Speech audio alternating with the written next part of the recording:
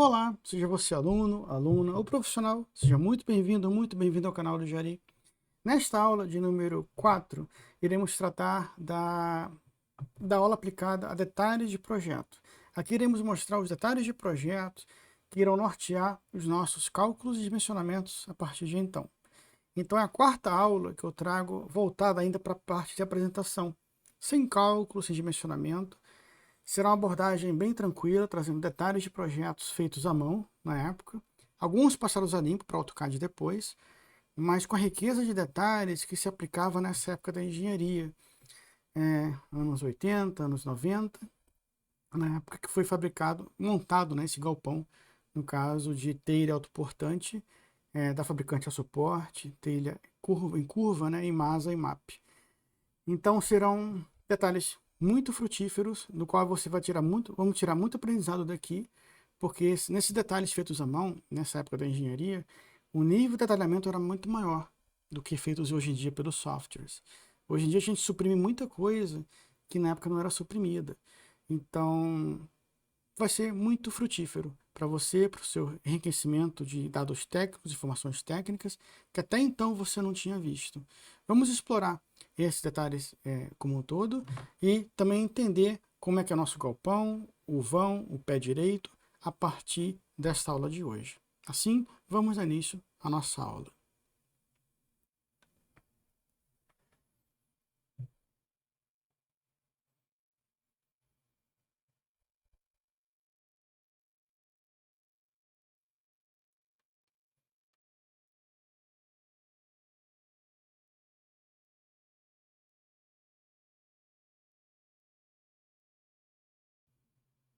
Galpão 3 de telha curva da fabricante a suporte, telha do tipo Imasa. IMAP, como eu conheci, Imasa também é conhecida.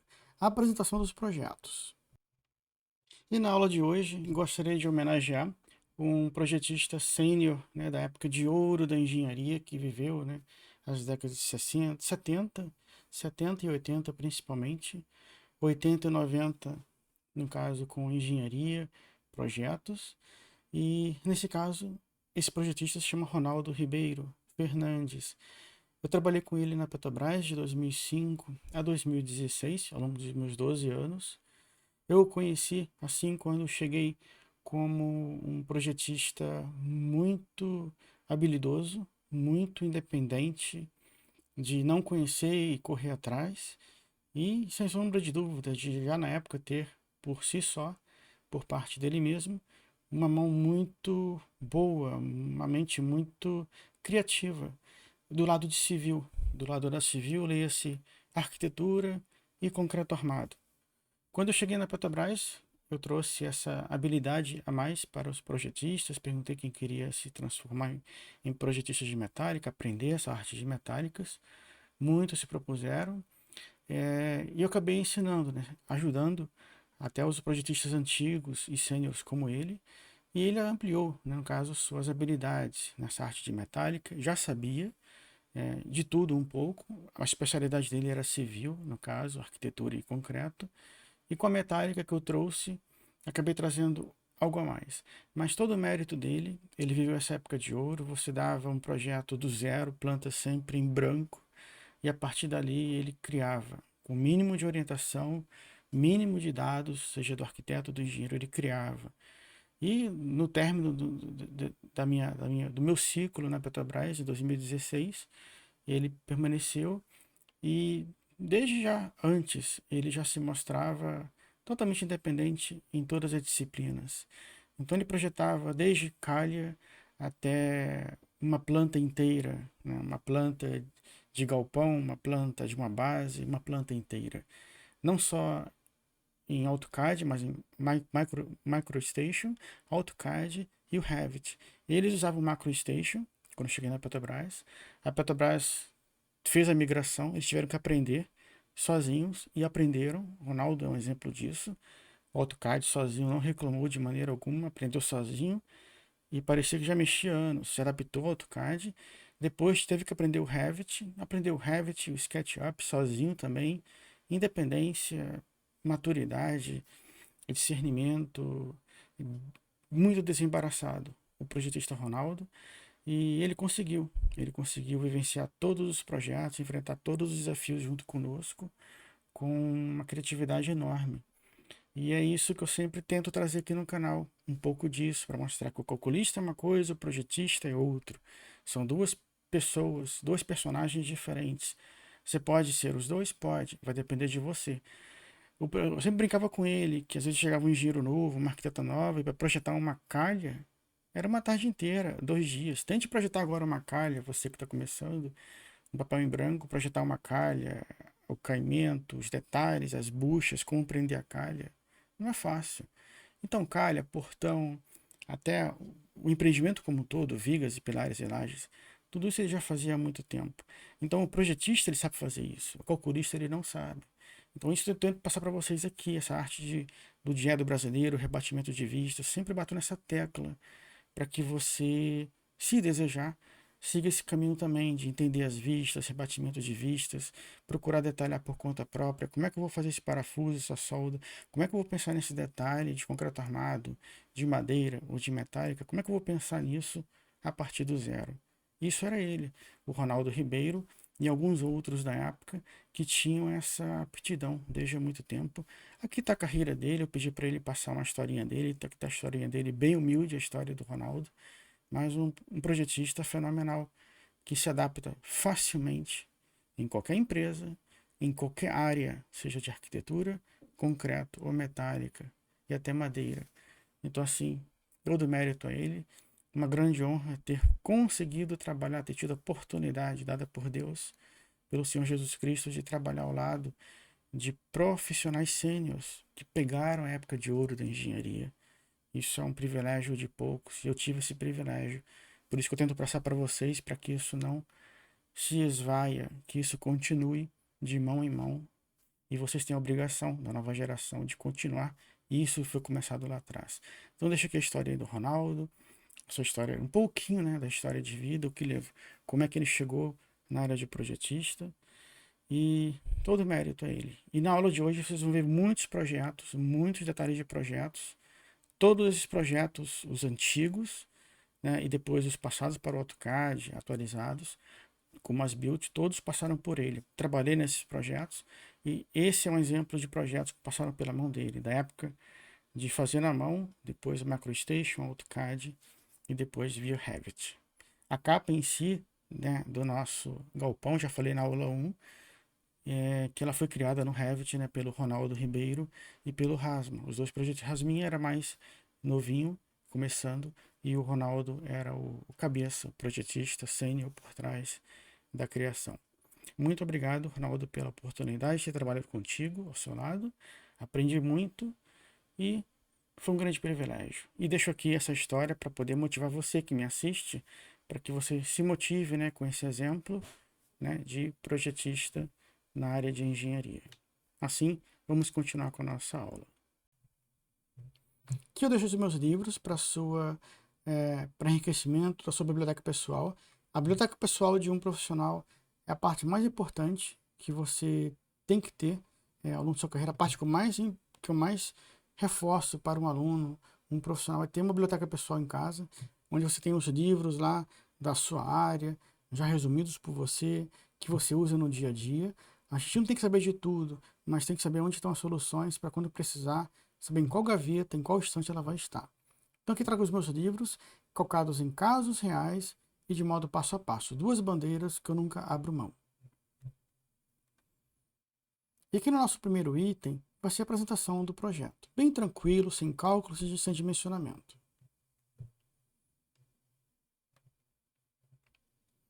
Esse aqui é uma foto do todo, né, do galpão como um todo. Foi feita no Revit pelo projetista Ronaldo Ribeiro e pelo Rasma, projetista Rasminha.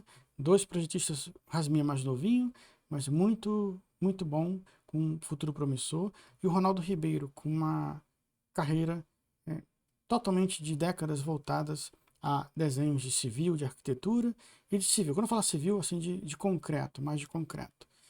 E em metálica eles brilharam também, ensinei muitas coisas para eles, e eles já tinham também bagagem de metálica. Comigo aprenderam muito e eu com eles também aprendi muito também. Então é sempre uma simbiose muito boa, você saber ouvir, compartilhar. O nosso galpão, objeto de estudo, é esse galpãozinho aqui, galpãozão, né, com a telha curva, mas na cor cinza.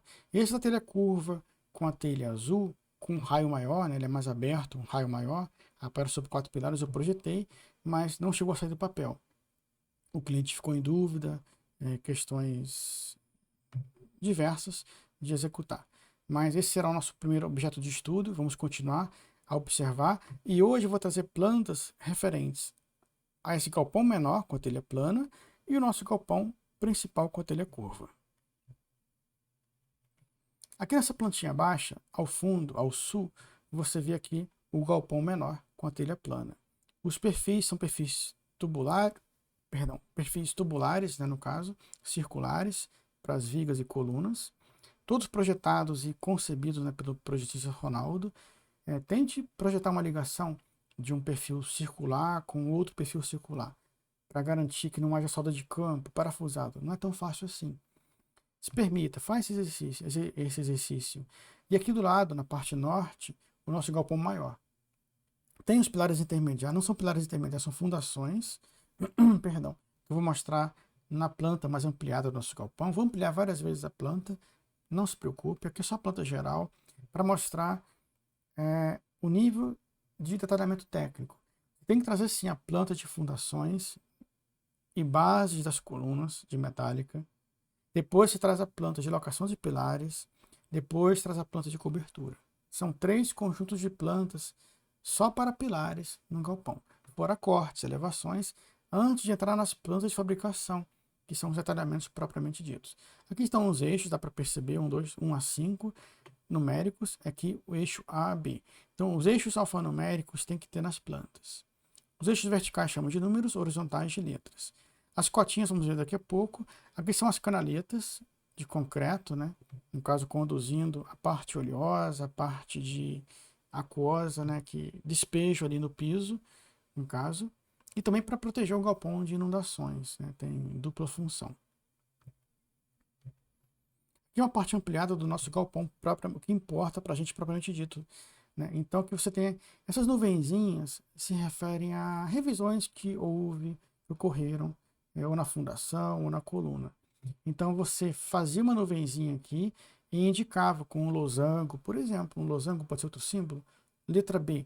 Significa o quê? Revisão B, ele fala lá em cima da nota, do carimbo, né? Em cima do carimbozinho onde tem o nome do cliente, data, traz lá as revisões. Tem a data, revisão B, e ele fala o que houve na revisão B. E na planta ele faz uma nuvenzinha para indicar onde aconteceu a revisão B. Se a nuvenzinha só tendo texto, fica mais difícil de você visualizar. Aqui é mais direto. Aqui você tem os vãos, eu vou trazer outra imagem mais ampliada para poder ver os vãos. Aqui é a parte interna do galpão, a parte de canaleta, não é nenhuma estrutura não. Piso cimentado. Aqui sim, uma ampliaçãozinha mais importante para a gente ver as cotas típicas. Então, as cotas, no caso, que distam entre pilares, é de 10 metros. Então, 10 metros entre pilares, 5 metros entre fundações intermediárias. Por que essa fundação intermediária? Tem uma cinta aqui amarrando a base dos pilares. A cinta é chamada de viga de piso, né? A cinta C1, C2, C1A, B, C, cada trama uma letrinha, teve um apoio, outra letrinha, teve apoio, outra letrinha. Então, são os tramos da viga C1 de concreto. Então, cinta é viga de piso, daí a letrinha C. S é a sapata, P é o pilar. Então, pilar, sapata e cinta. Então, a cada 10 metros um pilar, a cada 5 metros uma fundaçãozinha para a cinta não ficar com 10 metros e ficar desprovida de apoio. Então criou-se um apoio a cada 5 metros, porque aqui tem passagem de veículos, vai ter a carga também. Tem até 8,5 metros para essa cinta. Essa cinta deve ser até um pouco maior, mais bem armada, creio eu. Tem um vão maior de 8,5 metros. Então aqui vai estar passando veículos, carregamentos, cargas estáticas diversas. Cargas estáticas e cargas dinâmicas. Aqui você tem os eixos. Aqui é uma plantinha feita à mão. Isso aqui já é feita à mão. E que ele mostra em milímetros, 10.000 milímetros. Aquela anterior é um misto de plantas feitas à mão originais e e as build, que foi feito depois, para algumas modificações, feitas no CAD posteriormente. Então você tem aqui as plantas bem antigas, essa aqui é uma planta geral, só para mostrar a cota geral, né? Tem 10, 20, 30, 40 metros de vão, comprimento, 40 metros de comprimento e 25 metros e 500, 25,5 metros de distância entre eixos de pilares. O vão a vencer pela telha curva foi de 25 metros. Aqui você tem outra plantinha, note que os detalhes, eu vou trazer aqui uma ampliação para você ver daqui a pouquinho. Você tem aqui as vigas superiores. Outra coisa, é bom chamar também fundações, locação de pilares, se quiser, ou só fundações. Traz também uma planta de locação das vigas de cobertura e, por fim, a planta de cobertura. Pelo menos fundações, com locação de pilares juntos, vigas estruturais, né, da cobertura e a cobertura em si. Então aqui você tem na ampliaçãozinha, note que nessa ampliaçãozinha você tem o quê? O eixo 3, detalhe, elemento 1 na verdade, elemento 1 com um balãozinho, elemento 7, outro balãozinho. Aqui embaixo você tem mais elementos, elemento 7. Esse elemento 7 são as treliças, note que eles se repetem. Essa treliça é igual a essa, que é igual a essa, que é igual a essa. Então tudo ficou 7. Na metálica pode chamar igual se forem idênticas, exatamente idênticas. Eixo 6, elemento 6, perdão, em balanço, que é treliça em balanço, outra treliça em balanço. Chamou de elemento 6, que é diferente. Se esses tirantes chegam na mesma posição em todas as treliças, exatamente iguais, parecem que sim, as treliças podem ser chamadas de iguais. Se um tirante sequer chegou nessa treliça, aqui não tem nenhum tirante chegando nessa treliça, você não pode chamar de treliça 7, treliça 7. Teria que ser 7 e 8. Só pode ser 7, aqui elemento 7 na metálica, se elas forem exatamente iguais. Mesma chaparia, mesma distância, tudo idêntico. Então aqui tem as cotinhas em milímetros, típico, né, na plantinha baixa. Aqui você tem a planta de cobertura, que dá a entender que foi feita à mão. Aqui tem uns cruzamentos de linhas, bem típico de quem fazia à mão, a bolinha, dá para ver já alguma coisinha aqui, parece que foi feita à mão. É a puxadinha de detalhes, muito... Aqui tem número de telhas. Para o número de telhas, você conta as telhas e coloca mais 3%. A percentual que eu uso, né, que eu aprendi com técnicos antigos para cobrir telhas na obra, calcule a quantidade certinha e coloque mais 3% de sobra. Caso tenha algum amassamento, algum impacto, algum veículo, alguma perda de telha. 3% cobre bem. Aqui você tem a elevação. Na elevação você não mostra cotas horizontais, só as cotas verticais. Aqui nessa cotinha ele botou mais ou menos, uma medida bem correta, porque por mais que você saiba a distância certinha da telha curva e map, vai ter uma variaçãozinha ali de alguns milímetros. E aqui está em milímetros, né? 4.162 milímetros. Aqui 9.000 milímetros. Aqui tem um tirante direitinho, cabo de aço, meia polegada, esticador 3/4, manilha reta, corpo 3/4. Olha o nível de detalhe técnico de elementos informativos aqui. Procure saber o que é um esticador. Vai na internet, uma manilha reta, vai direitinho na internet, procure lá. É importante para o engenheiro que trabalha com metálica saber disso. Olhal, manilha, pino roscado, grampos pesados, muito bacana. Era muito típico a gente detalhar assim, né, em épocas anteriores. Aqui a telha IMAP, aqui tem o IF, né, tá errado, a telha IMAP é junto, telha IMAP 700, espessura 1,25 milímetros. Olha o que uma telha, imagine um elemento, não olhe como telha, um elemento de engenharia com 1,25 milímetros de espessura, vencendo um vão de 25 metros entre pilares. Apenas 1,25 milímetros de espessura. É o que eu falei lá nas outras fotos anteriores, em aulas anteriores. A seção transversal da telha IMAP tem ranhuras, tem enrijecimentos. Ela não é feita de um modo qualquer.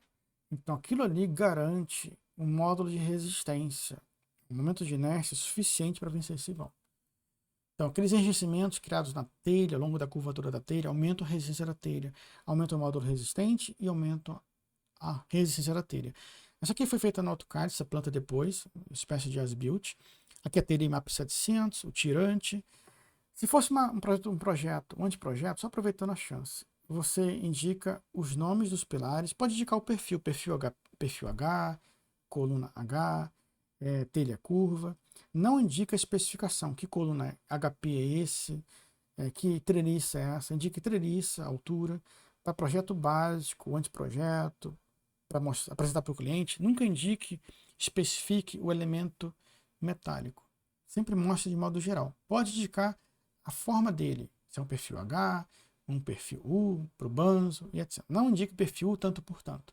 Não amarre, só amarre no projeto executivo. Porque se o cliente assina o projeto básico, já vi isso acontecer, ele pede que o projeto seja igual àquele. No executivo vai ter que ser usado o mesmo perfil do projeto básico. Então você não amarra, porque vai ter assinatura do cliente, ele pode requisitar. Por que você não usou o mesmo perfil do projeto básico? Você amarrou para o perfil lá atrás e agora você aumentou o perfil. Então, por essa razão, só indique a especificação completa do perfil no momento do projeto executivo.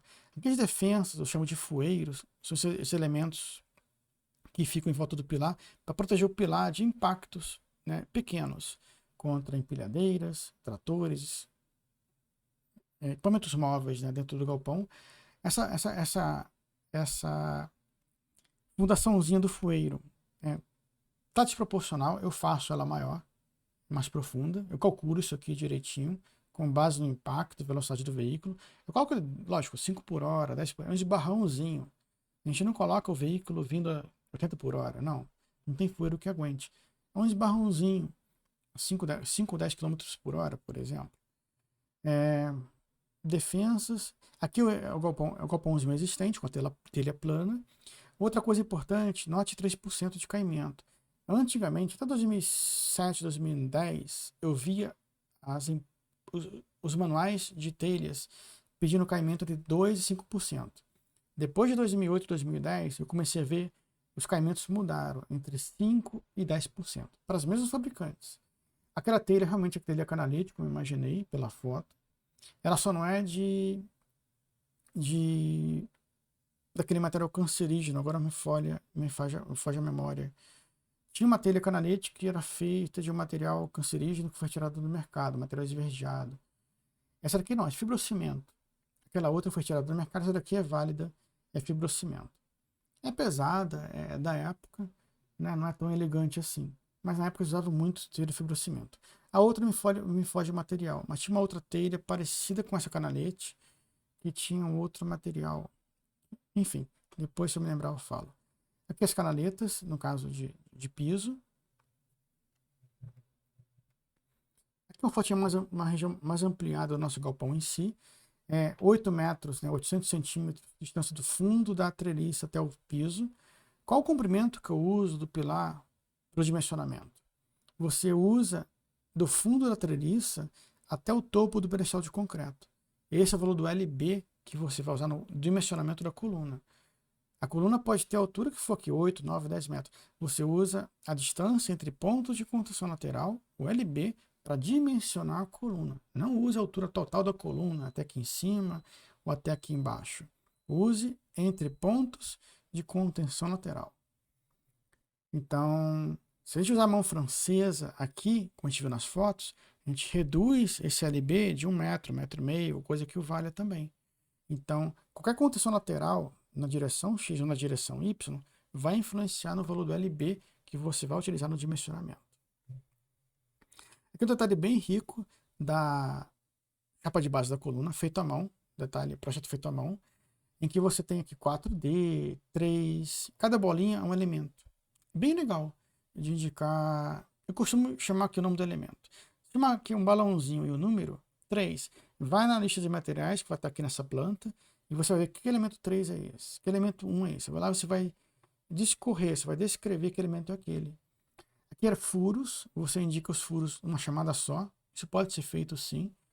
Furos de 1 e 3/4 de diâmetro, de polegada, né, de diâmetro. Eu chamo os furos em milímetros, pode chamar em polegadas, não tem problema. E o diâmetro das barras eu chamo em milímetros. Os furos eu chamo em milímetros, perdão. O diâmetro das barras eu chamo em polegadas. Diâmetro de barra, espessura de chapas, sempre em polegadas. O furo eu chamo em milímetros, só ele. Aqui ele indica elementos 5, 24 e 25, todos colados aqui, ó. Deve ser, imagino, barra, porca, arruela, enfim, coisas do tipo. Aqui os elementos em si, aqui a solda de filete em todo o contorno. Nas fotos, eu, de modo geral, pelas fotos que eu tenho, parece ser um perfil HP. No desenho aqui, pela indicação do desenho, você vê que a alma está desconectada do flange. Esse desenho é um desenho típico de coluna soldada, CS. Eu posso fazer os dois, não tem problema. Eu ver que elemento 1 é esse, procurar na planta direitinho.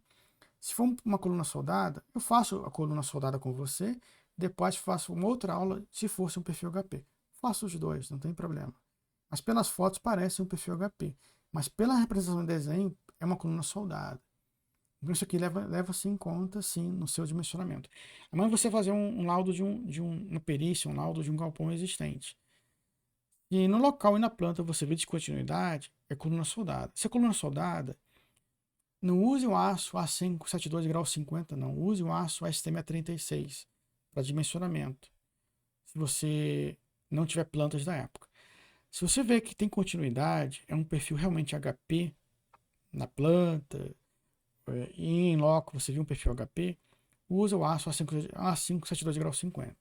Na dúvida, use o aço A36 para as duas situações, se não tiver projeto, para ficar garantido. Aqui tem mais alguma coisa que eu estou me esquecendo, as dimensões em milímetros. Eu costumo não cruzar a indicação de elemento com a cota. Eu chamo as cotas de um lado e os elementos eu indico do outro lado. Eu não costumo cruzar como está sendo cruzado aqui. 50 milímetros a distância entre o eixo do furo e a borda da chapa. Ou seja, essa distância tem que ser no mínimo, né, 2 vezes o diâmetro da barra. E entre barras a distância tem que ser no mínimo de 125 milímetros, no mínimo 3 vezes o diâmetro.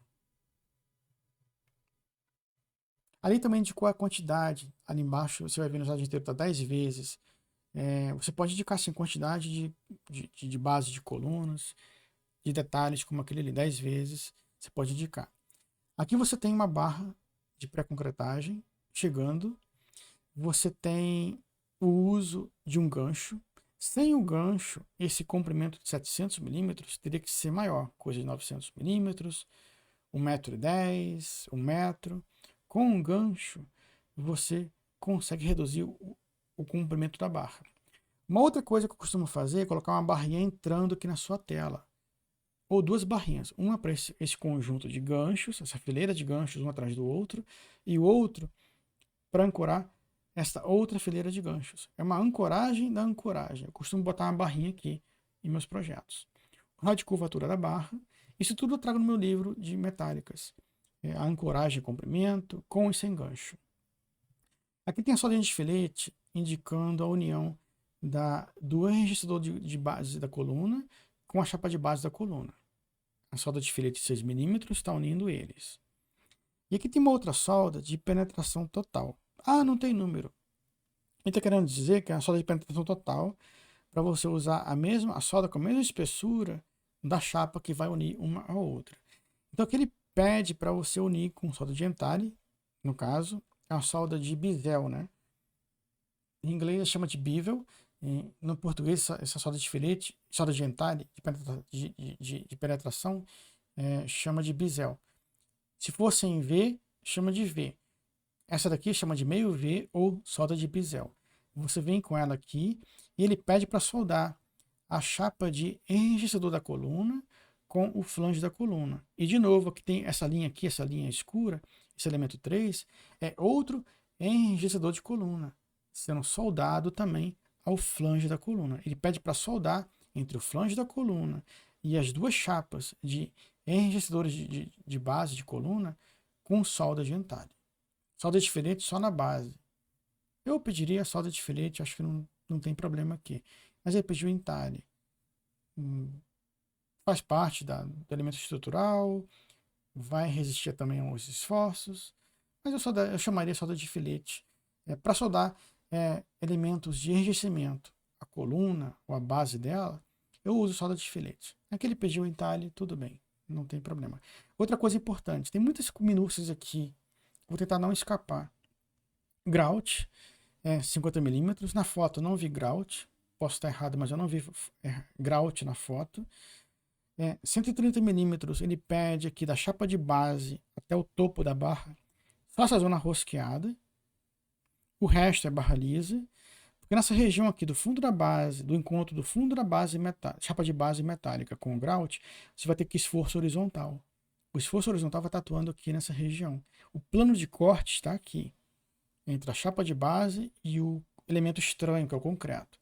Então nessa região aqui, ele tem a barra lisa, mas está muito na iminência do início da barra rosqueada.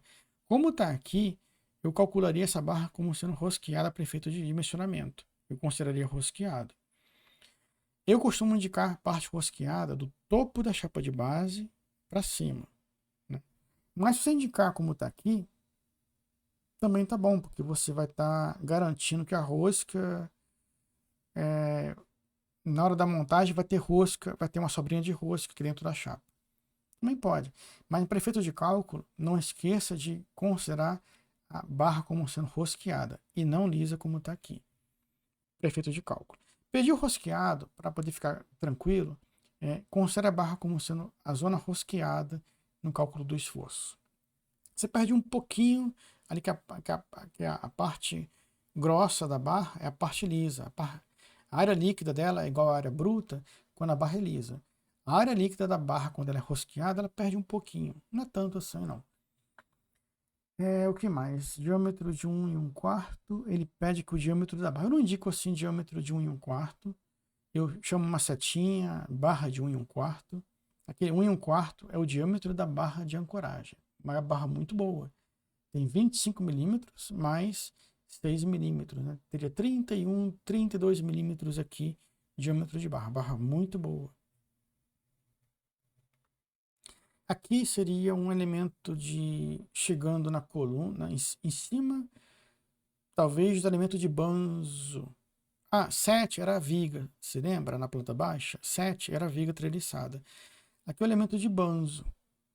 O elemento de banzo, por cima dele vai ter uma chapa, tipo como essa, tipo uma ferradura de cavalo, né, chegando nela, com 25 milímetros de diâmetro. Se ele botou aqui diâmetro, é porque é uma barra, não é uma chapa, é uma barra. Por ser uma barra, eu indicaria aqui traço ponto dentro da barra. Para diferenciar uma chapa de uma barra redonda, eu indicaria não só o diâmetro. No desenho técnico, eu indico traço ponto na linha neutra da barra. Aqui tem o nome do elemento, você vai lá na lista de materiais e vê. Ele pede uma solda aqui de parte reta e parte curva. Em português eu me esqueci o nome dessa solda. Em inglês é flare bevel. Essa solda aqui que conecta a parte reta, um elemento reto. Porque é uma barra curva, é uma barra, né? Por ser barra é curva. Para soldar essa barra curva, no caso, no topo, no caso, plano do elemento de banzo, da treliça, você tem uma parte reta, que é o topo do banzo, sendo soldado a uma barra curva. Então está correta essa solda. É o reto com o curvo sendo soldados. Ela é um pouco menos resistente do que a solda de filete. A solda de filete é mais resistente do que essa solda daqui. Eu vou mostrar o dimensionamento dessa solda direitinho pelo método do Canadá, lá na playlist que eu criei lá de conexões, ligações pelo Canadá, mas eu nunca mais continuei aquela playlist. Deixei crescer outras playlists para você ganhar corpo no canal, e agora eu vou voltar a alimentar aquela playlist de ligações, conexões metálicas pelo Canadá. Lá eu vou trazer esse dimensionamento direitinho para você, por tabela e por equações. Aqui é um outro detalhe, mostrando uma outra barra soldada nessa barra curva, também com uma solda de campo aqui, né? Não é legal solda de campo, mas às vezes pode ser que aconteça. E o que é que você faz quando você usa solda de campo? Soldou no local, tirou a proteção, pede para aplicar pintura, várias demãos de pintura, com pincel mesmo, com trincha, não use rodo, para embeber bem a trincha, né, o pincel, e aplicar aqui sobre a solda. e pede para aplicar um spray de proteção a frio, que se chama, alguma coisa assim. Proteção de corrosão a frio. É uma galvanização a frio. É um spray que se aplica, né, de galvanização a frio. É tudo que você tem. Não é a mesma eficiência de uma galvanização a fogo, na oficina e tal. Mas é uma proteção, é tudo que você tem, então use o que você tem. Então use pintura e spray com galvanização a frio. Tá certinho as soldas. É uma solda de Flare Bevel em inglês. Em português eu me esqueci o nome mesmo. Seria para conectar uma parte reta com a parte curva. Tá certinho. Aqui você não usa solda de filete, não. É errado indicar solda de filete, o triângulozinho. A maioria das empresas indicam nessa situação solda de filete, o que é errado. Notas gerais. Você tem que notas gerais que você pode usar em seus projetos. Aqui, como eu falei, como os projetistas eram foram calcados em sua vida profissional mais na parte de arquitetura e civil lia-se concreto, não metálica, e eles usavam dimensões em centímetro, use dimensões em milímetro. Trator de metálica tem que ser em milímetro. A elevação pode ser em metro, não tem problema. Me esqueci de falar, amarre também a elevação do fundo da chapa de base da coluna. Por ali que começa a montagem. Você tem a obrigação de indicar as elevações do fundo da chapa de base, topo da chapa de base, fundo da coluna, é mesmo do topo da chapa de base, topo do pilar, fundo da treliça, topo da treliça. É a nossa obrigação indicar essas elevações para poder nortear a montagem. Todas as cotas deverão ser conferidas no local, isso aqui está de praxe em todos os projetos. Qualquer interferência encontrada deve ser, né, comunicada naturalmente. Fundações, camada de grout, eu não vi esses 5 centímetros. Concreto simples, para as fundações, concreto simples. Aqui misturou, né? Então é uma planta muito de civil, metálica, com fundação. Então é uma planta assim, muito genérica. Concreto estrutural, que indica os pilares metálicos, as treliças. Aqui eu indicaria uma planta de concreto à parte, tensão admissível do solo. Pode ser que eu tenha pego essa nota da planta de fundação. Mas não tem planta de fundação, é a mesma planta. Então realmente misturou as estações. Indicou civil, metálica, com concreto e fundação. Então você assenta, né, sobre a camada de regularização, a fundação, com uma camada de 5 a 10 centímetros de concreto magro, que é 10 megapascal. Concreto estrutural na época pedia realmente 20 megapascal, muito pouco. Concreto magro 10 megapascal, até hoje usa isso. Mas para concreto estrutural eu só usei 20 megapascal no início da minha carreira. Primeiro prédio, calculei algumas casas e parei. Depois de 2003, 2004, nunca mais. Depois que eu aprendi a tecnologia do concreto, que eu trago isso no livro de pavimentos industriais de concreto, eu trago a tecnologia do concreto. Tá? Explico tudo direitinho. Depois que eu aprendi a tecnologia do concreto, eu nunca mais usei 20 megapascal. Eu sempre usei 30 megapascal para estruturas. Questão de medida do solo, de praxe esse valor, quando não tem, você estima 1 kg por centímetro quadrado, mas sempre peça relatório de sondagem. Pode ser que tenha tido relatório de sondagem ali e verificou se 1 kg por centímetro quadrado, mas sempre peça relatório de sondagem. Para concreto, né, a NB1, a antiga NB1, esse projeto bem antigo, a norma de concreto 618, acho que é de 2008, não lembro, a 618 de concreto. Não lembro de quando que é essa norma. Mas a NB1 é de 70, década de 70. É riquíssima a NB1. Eu não troco por nada. É uma norma muito, muito bacana de se ler.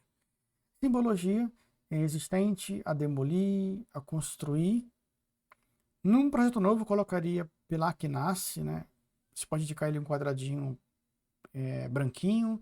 Pilar que segue, um corte ali no meio do pilar.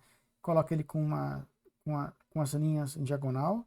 E pilar que morre, o topo do pilar, onde ele termina, na planta onde ele termina, indica um quadradinho preenchido de preto, todo pintadinho de preto, que seria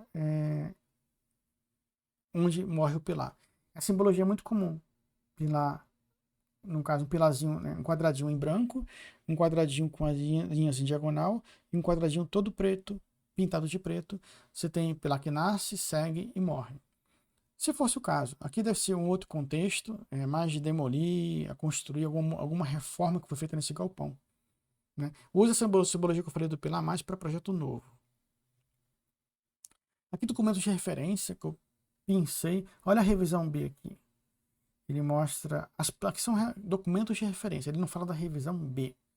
Ele fala, mas é sempre bom, em básico, você indicar os documentos de referência atrelados à sua planta, memória de cálculo. Memorial descritivo eu não vi aqui, eu sempre faço memorial descritivo. O que não tem na planta vai estar complementado no memorial descritivo, pintura, corrosão, espessura de pintura, tudo. E para proteger a espessura, está tudo lá no memorial descritivo, coloco a especificação técnica, no caso. Coloque planta de arquitetura, coloque planta de concreto aqui, referência. Coloque uma nota bem grande, uma nota importante aqui embaixo. Antes de executar a fundação de concreto, veja a planta de metálica tal e faça a montagem das barras de pré-concretagem. Você tem que amarrar a sua planta de metálica com a planta de concreto. Então aqui algumas informações importantes, quadros de cargas, para você colocar como documento de referência. Outras plantas de instalações, hidráulica, uma canaleta, qualquer coisa que vai interferir na metálica, de praxe você indicar como documento de referência. Listas de materiais, feita na época. Todos os elementos estão aqui, o item, quantidade, descrição de cada elemento, bem sucinto, comprimento em milímetros, perfeitinho, unitário e total. Você indica o elemento unitário e total. Total já é multiplicado pela quantidade. Tipo, 8.712 milímetros tem a coluna. Uma coluna soldada. Perdão, eu tenho falado HP, perfil HP, parece um HP bonito na foto, mas é uma coluna soldada. Vamos fazer pelos dois. Eu vou fazer 2 aulas nesse galpão, uma com coluna HP, uma com coluna soldada. Então é uma CS mesmo, o desenho está certinho. Pela foto, olhando rápido, parecia um perfil HP, mas é uma coluna soldada. É um CS400. Maravilha, uma ótima oportunidade para falar de coluna soldada. Então eu botei no título perfil HP, em alguns títulos perfil HP. Vamos trabalhar os dois. Eu vou fazer as 2 aulas para você. Vou fazer uma com perfil HP, que é o nosso dia a dia. O perfil HP ele é mais limpo. Pouco se fala de coluna soldada, viga soldada. Vai ser uma boa oportunidade esse galpão para isso. Primeiro eu vou fazer em HP, que é mais limpinho. Acho que no dia a dia você opta pelo HP. Depois, no último caso, você usa soldado. Só quando precisa você usa soldado. Então você multiplica 8.712 milímetros por 10, você tem 87.120 milímetros. Então basta multiplicar para barra. Para chapa você não indica comprimento, naturalmente, né? Para barra sim, perfis U, os perfis U de 10 polegadas da nossa treliça, os comprimentos unitários e totais. O que é isso? 2.105 vezes 4. A quantidade, vezes 4, chegou a 8.420. A área bruta e líquida. A área é importante? Sim. Para que eu uso a área? A área você usa para estimar pintura. Então, para pintura e galvanização, tem que ter a área dos elementos. Está 3,6, no caso, metros quadrados. Não é 3.600, não. 1,6 metros quadrados. Eu usaria 2 casas decimais. Para não confundir com 3.600, eu usaria 2 casas decimais. 3,60. Aqui fica um preciosismo. Terceira casa decimal para metro quadrado. Peso real. Eu chamo de massa, eu não chamo de peso. Peso tem outra conotação. Peso é em newtons, quilonewtons, né? Massa vezes gravidade. Eu chamo de massa, massa em quilos. Letra minúscula, quilo, tudo minúsculo. E uma outra planta que não chamei atenção, megapascal estava em outro slide, estava megapascal, estava minúsculo. Megapascal MP maiúsculo, o A minúsculo. Não abra mão disso, milímetros, está certinho, letra minúscula. Não abra mão da nossa informação técnica correta, né? Pelas normas. Então, coluna soldada, tá certinho, 400. Vou voltar aqui para a coluna soldada. A coluna soldada tem 400. O que é isso? 400 é a altura do perfil. Por 106 quilos por metro. O quilo coloca em minúsculo. A chapa. Ele chamou aqui a chapa de 12,5. Eu não faria isso. Chapa, espessura de chapa sempre em polegada. Eu chamaria de meia polegada. Ele chamou de 12,5. Eu seria até 12,7. Ele chamou de 12,5, chamou em milímetros. Eu não faça isso. Chapa sempre em polegadas. Diâmetro de barra conectores sempre em polegadas. Então aqui a chapa eu chamo em milímetros, espessura, pela largura, pelo comprimento. Aqui é barra redonda, 1 1/4. Aqui você pode chamar 1,1/4 para diferenciar. Pode usar o espaço ou pode usar o hífen. O correto é como está aqui mesmo, é o espaço. Eu já fiz essa menção numa aula da ferramentas úteis de metálicas. Eu trouxe lá o modo correto, como é chamado nos Estados Unidos e no Canadá. Aqui é barra U, de 10 polegadas por 22,7 kg por metro. Quer dizer o quê? É um perfil laminado. Se fosse um perfil de chapa fina, eu teria que chamar altura pela largura pela espessura. E se tivesse enrijecimento, eu teria que chamar a quarta dimensão, que é a aba enrijecida. Um perfil U simples, 3 dimensões, altura, largura e espessura. Um perfil U enrijecido, eu chamaria altura, largura, aba enrijecida, a dimensãozinha dela, 20 milímetros ou coisa que o valha, 17 milímetros, 8 milímetros, e pela espessura. Aqui tem o comprimento unitário da barrinha, por exemplo, só um exemplozinho, comprimento total, já falei. Aqui você tem a área bruta, né, da chapa. A área líquida, eu não faria isso, a área líquida da chapa descontada dos furos. O que importa para o fabricante é a área bruta. É um preciosismo, mas é muita coisa. Hoje em dia, eu nem reclamo que hoje em dia só nem calcula nem área de pintura. Eu tinha que pedir nos projetos. Pô, que bacana. Antigamente calculava até a área líquida. É a massa real, no caso, aqui deve ser total.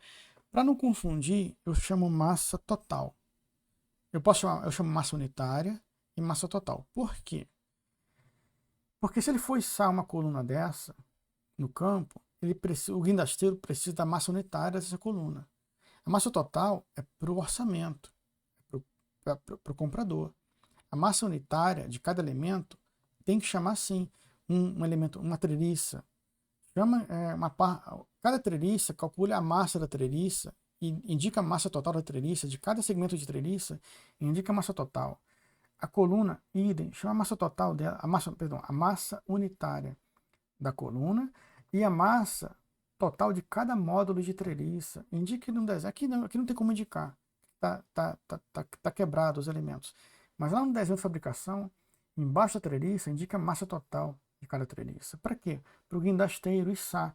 Quando ele for içar, ele precisa saber o peso da coluna que ele vai içar, da treliça que ele vai içar. É para isso que serve a massa unitária. Do lado, coloque massa total.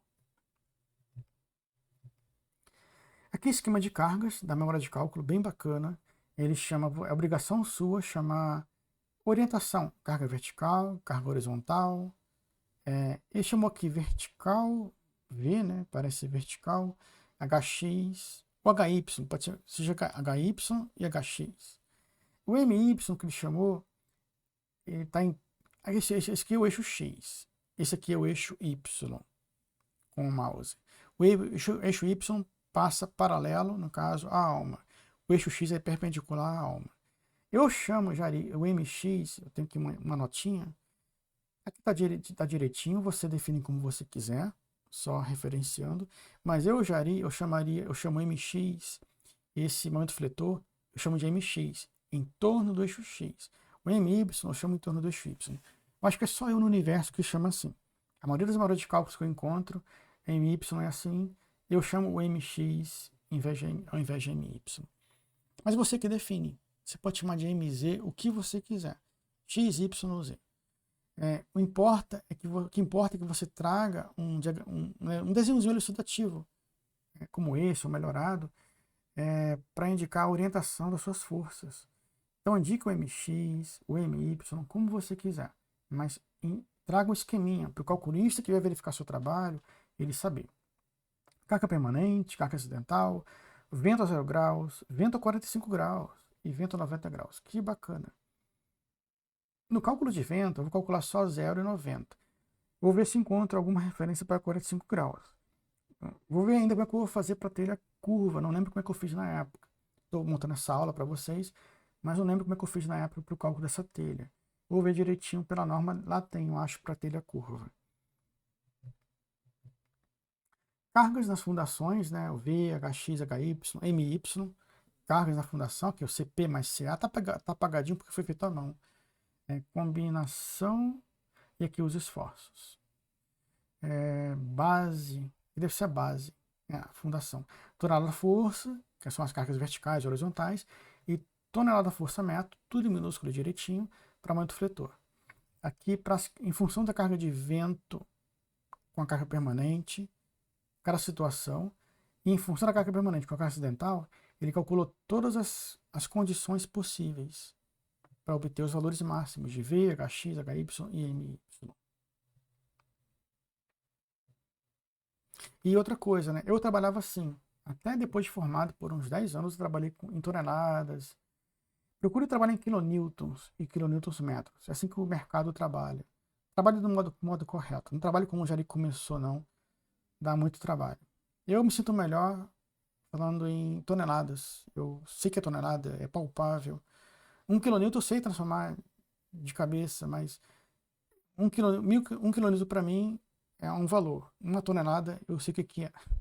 Então é meu, isso aí. Mas procure trabalhar em kilonewtons. Se acostume em kilonewtons e em kilonewtons metro desde cedo, para você começar certinho. E como preparar o memorial descritivo? E aqui, como descrever, né, o galpão no memorial descritivo? Todo engenheiro ou engenheira tem que saber preparar um memorial descritivo. Seja para o projeto básico, onde você não indica a especificação dos perfis, não faça isso. Ou no executivo, onde você tem que apresentar os perfis propriamente ditos, já definitivos. Então você apresenta o galpão de modo geral, tipo galpão de dimensões x por y, altura z, será concebido estrutura metálica com fundação de blocos de concreto, por exemplo. Se tiver estaca, blocos de concreto e estacas, por exemplo. Os elementos estruturais que o constituem são os seguintes: pilares de perfil CS. Eu tenho falado HP até agora, mas eu vi fazendo essa aula, eu vi que estava a coluna soldada. Eu vou fazer pelos dois. Para você no canal do YouTube, eu vou fazer uma aula como HP, que é o mais usado no dia a dia, e uma aula com coluna soldada, para você ver a diferença nos meandros da diferença do dimensionamento.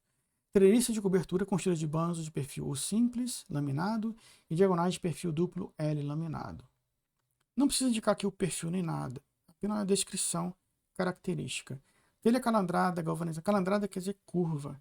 Calandrada, galvanizada, pintada nas duas faces.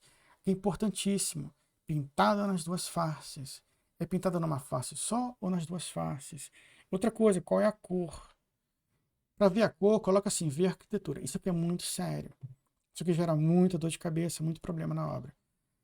Para a cor da telha, ver planta de arquitetura, tal, especifica a planta. Qual a planta que está, ou o documento de arquitetura que mostra o tipo de a cor. Né? Isso aqui gera muito problema. Às vezes que é azul na face externa, bege na face interna, branca nas duas faces. Deixa com a arquitetura isso aqui. Branca não é legal porque ela fica amarelada, né, com o tempo. Tem um termo que se usa, me esqueci o termo. Ela fica amarelada com o tempo. Desbota com o tempo. Então, do tipo autoportante e Imasa, com uso de tirantes para travamento horizontal. A Imasa tem uma seleção de cores assim muito bacanas. E de chapas de base, chapas de ligação, enriquecedores, parafusos, alta resistência, barras de pré-concretagem e de uso de eletrodas 70, sem usos de solda de campo em hipótese alguma. Aqui uma exigência que eu sempre coloco nos meus projetos, assim, eu trabalho os detalhes para poder chegar aqui e garantir que não vai ter. Nesse caso, se foi feito por outros aqui, esse projeto, e teve uso de solda de campo. Mas eu faço de tudo. Eu quebro a cabeça no detalhe para tentar evitar a solda de campo. Se não for o caso, eu coloco. A solda de campo será usada em raríssimos, em poucos casos, ou alguma coisa do tipo. Eu procuro evitar. O que esperar do projeto da contratada? O projeto quando você faz um memorial descritivo seu, é como está no slide anterior. Quando você faz um projeto executivo, você faz um projeto básico e vai mandar para outra empresa executar, fazer o projeto, você tem que amarrar elementos básicos.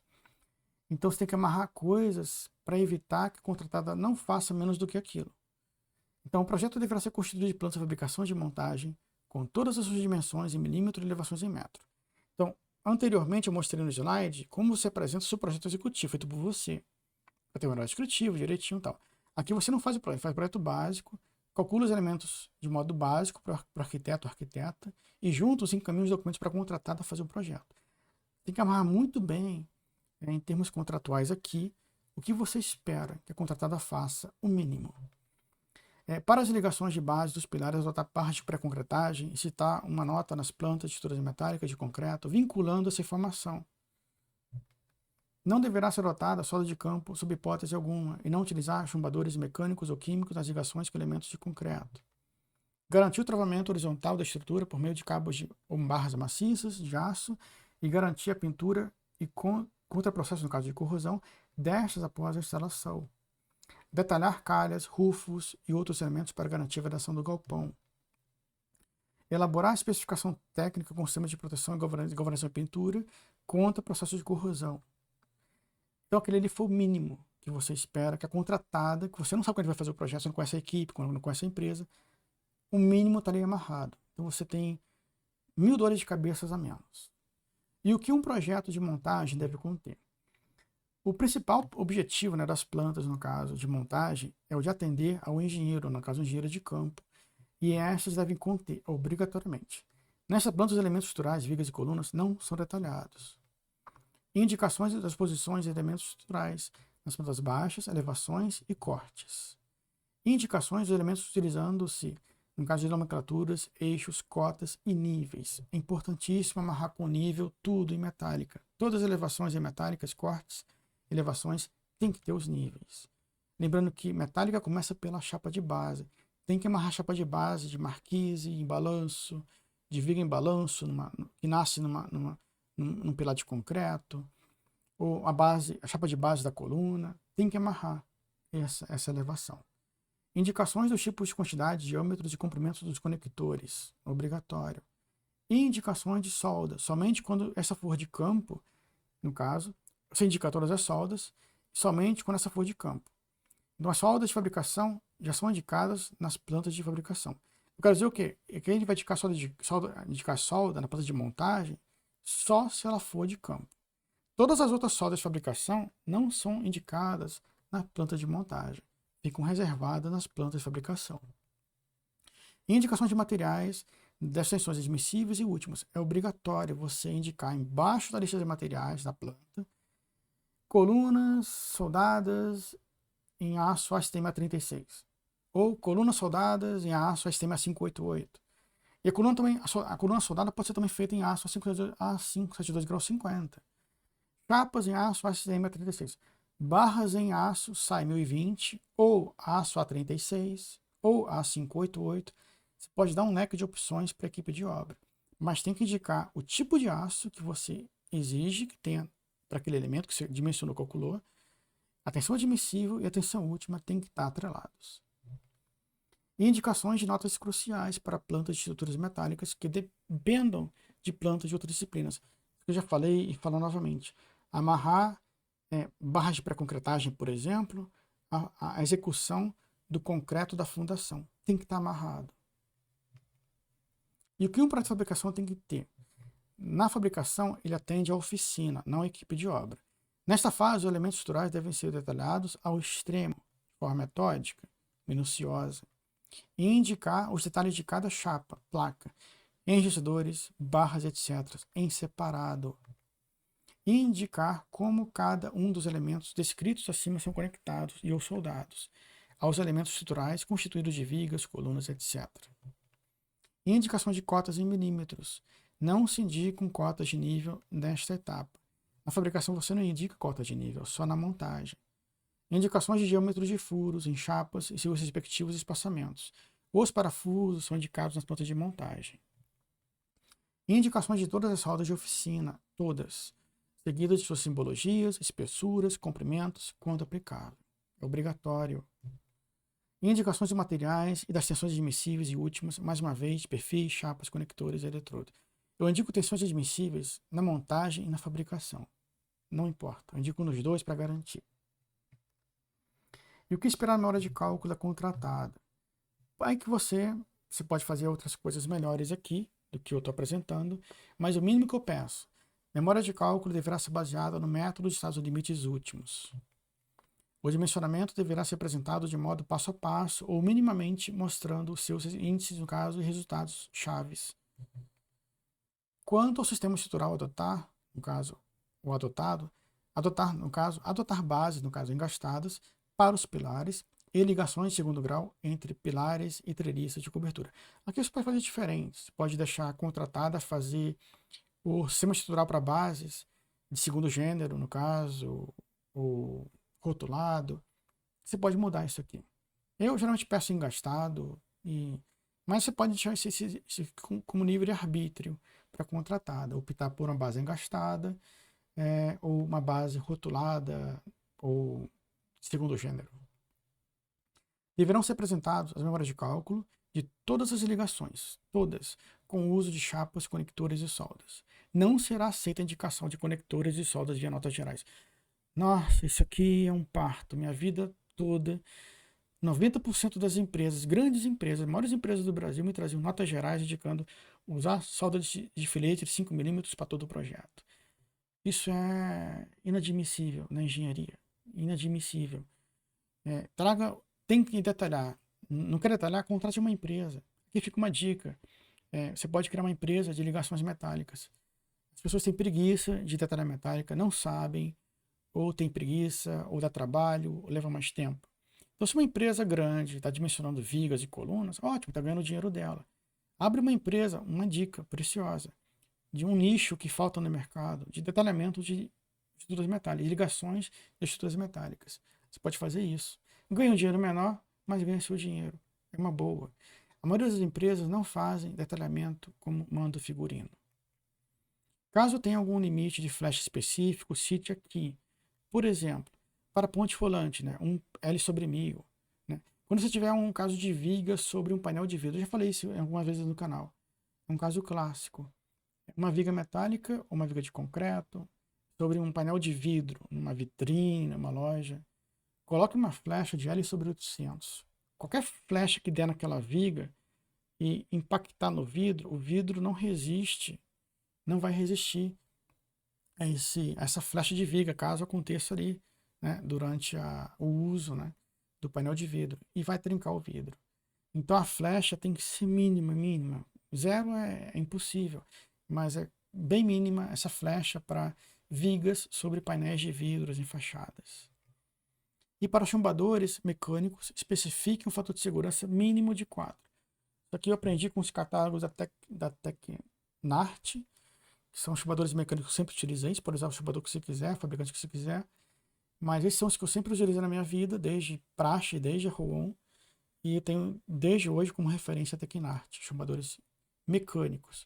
Chumbadores químicos fala mais de Hilt, mas chumbadores mecânicos eu uso mais a Tecnart. Eu sempre usei como referência a Tecnart. E lá está fator de segurança 4 para cargas estáticas, fator de segurança 5 para cargas dinâmicas e assim por diante. Até aumenta, tem fator de segurança até de 8, se não falha a memória.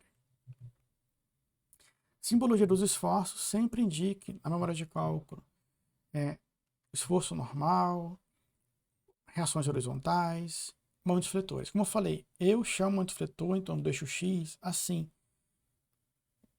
ao longo da altura do pilar, em torno do eixo X, esse é o meu MX. Aquele MY que eu falei, que o colega chamou MY, chamou aqui o MY como estou chamando MX. Então, onde eu chamo MX, a maioria das empresas chamam de MY. Eu já ali chamo de MX em torno do eixo X. MY eu chamo esse aqui, em torno do eixo Y. Mas fica a seu critério, desde que você obrigatoriamente traga uma simbologia através de um desenho elucidativo como esse aqui. E é isso. Foi uma aula simples, mas é cansativa. Foram 4 aulas gravadas aqui em sequência para você. Essa foi a 4ª aula do Galpão. Tentei gravar tudo nesse dia de sábado aqui hoje, um esforço danado. Calor, tá quente aqui no Canadá, é uma época de verão, umidade muito alta, mas consegui. Então, assim, para não perder o embalo, consegui fechar essas 4 aulas.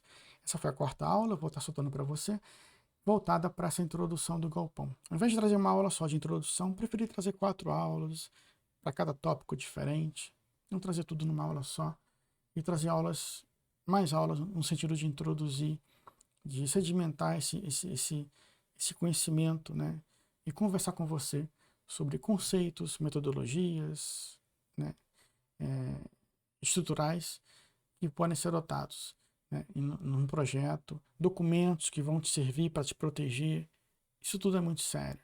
Todo engenheiro tem que saber escrever, tem que saber se proteger, se documentar, tudo. A gente sofre muito como engenheiro ou engenheira, não é uma vida fácil, não. E a gente tem que se proteger. Se você não se protege, aqui e acolá, com informações técnicas, documentos, e-mails, você passa a ver navios, te coloca numa furada, né, e a culpa é sempre do calculista. Então, se proteja com os documentos que eu trouxe aqui, para você e entre você e a contratada. Então, foi a nossa aula de hoje, espero que tenha gostado, fiz ela com todo carinho. Aqui eu encerro essa parte de introdução e a partir da aula que vem, para esse galpão, eu começo a introduzir a gente, provavelmente, não bolei ainda, mas provavelmente deve começar carga de vento, aplicação de cargas no galpão e vamos começando devagarinho a dimensionar mais esse galpão para a sua carreira profissional, para te ajudar bastante. Muito obrigado e te aguardo na próxima aula.